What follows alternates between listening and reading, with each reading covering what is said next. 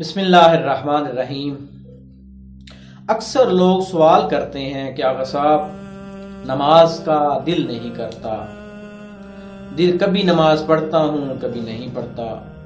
آقا صاحب بچے دینی احکام پر عمل نہیں کرتے، ان کو بہت سمجھایا جاتا ہے وہ عمل نہیں کرتے، نماز کا کہیں بہانے بناتے ہیں، قرآن پڑھنے کا کہیں بہانے بناتے ہیں۔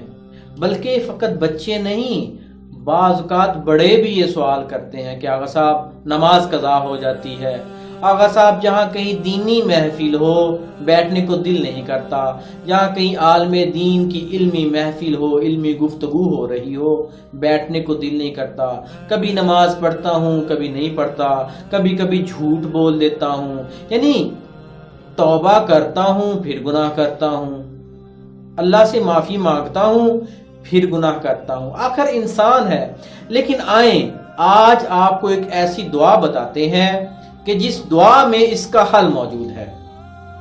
ایک شخص آیا امام صادق علیہ السلام کی خدمت اقدس میں اور آ کے یہی سوال کیا، یا ابن رسول اللہ، دینی احکامات پر عمل کرتا ہوں لیکن کبھی چھوٹ جاتے ہیں، کبھی گناہ سرزد ہو جاتا ہے، کبھی نماز پڑھتا ہوں کبھی نماز چھوٹ جاتی ہے، نعوذ باللہ کبھی جھوٹ بولا جاتا ہے، نعوذ باللہ کبھی کسی کی غیبت ہو جاتی ہے۔ تو آپ نے فرمایا کہ تم کیوں نہیں سورہ آل عمران آیت نمبر 8 کی تلاوت کرتے؟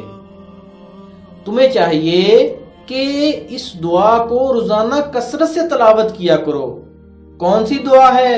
سورہ آل عمران کی آیت نمبر 8 مولا فرماتے ہیں زیادہ سے زیادہ پڑھا کرو۔